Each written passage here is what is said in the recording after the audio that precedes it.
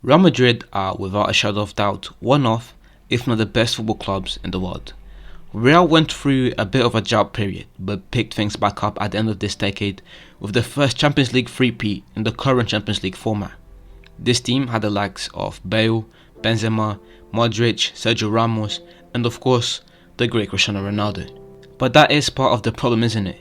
The departure of Ronaldo, the aging of a few key players, and the departure of another few key role players, Real Madrid entered a rebuilding phase. Fortunately enough, Los Blancos sorted this immediately and have already started to attract some of the best young players in Europe. Camavinga and Mendy are just some of the examples. There are talks of Mbappe possibly joining next summer too. The future is looking bright for Los Blancos, who last season finished second in La Liga, nearly winning the Spanish League and going all the way to the Champions League semi-finals, where they fell short to Chelsea. Amongst this success and rebuilding phase, there is one role player I want to highlight today, a player who has gone a bit under the radar but who is now making his presence known, and letting Mbappe, Haaland and all of his highly rated peers that he's here. Welcome to the JVM Football channel, where you can find game analysis, football history, individual performances, top 10s, etc.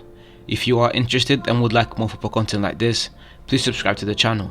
Today I'm going to talk about Real Madrid's Vinicius Junior and how the young Brazilian star has taken a key role in this Real Madrid rebuilding phase. Real Madrid signed Vinicius from Flamengo back in 2018 for around £40 million. The young Brazilian star had shown real promise, and as they have shown before, Real Madrid wasted no time in signing him, showing both their ambition for young stars and the fact that they have the means to do so. Unfortunately for Vinicius, he joined Real in a time where they had just lost their best player, top scorer of all time, and in the eyes of many football fans, the best player to ever play this game. Those were big boots to fill, and Vinicius wasn't quite able to replace them. I mean, can you blame him? Ronaldo's scoring record at Real Madrid is that of 450 goals in 438 matches. These are monstrous numbers. Vini has always been a fun player to watch, someone who's confident in his ability and is not scared to take a man on.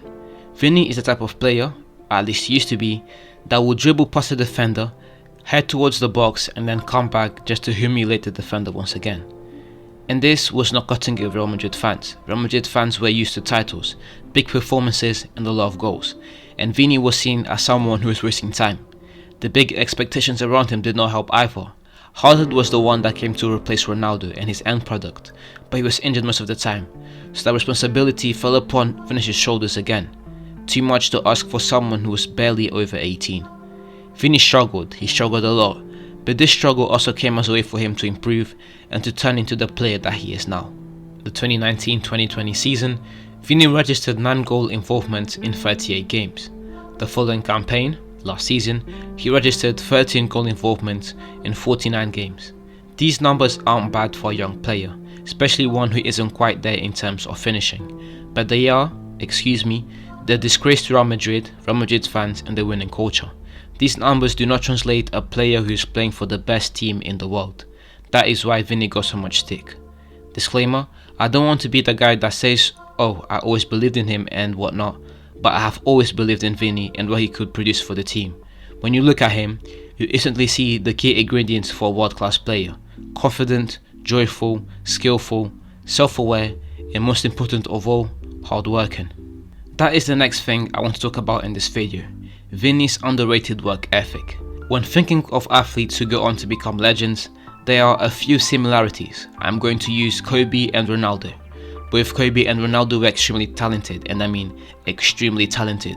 Kobe got to the Lakers in a high-risk, high-reward trade for him when he was only 17, in hopes that he would create a duo with Shaquille O'Neal. Ronaldo joined Manchester United as a teen after Sir Alex Ferguson saw what he could do with football. Does this remind you of someone? Not yet? Okay, let me carry on. Both Kobe and Ronaldo were stars, but unfortunately, they weren't very objective. Sure, they were confident and they loved to dribble and take risks and high reward shots, but they would lose the ball a lot of the time, and their efforts didn't really translate to wins. Do you get where I'm going with this? But then something changed. They adopted a different mindset. The mindset that they would do everything in their power to become the best.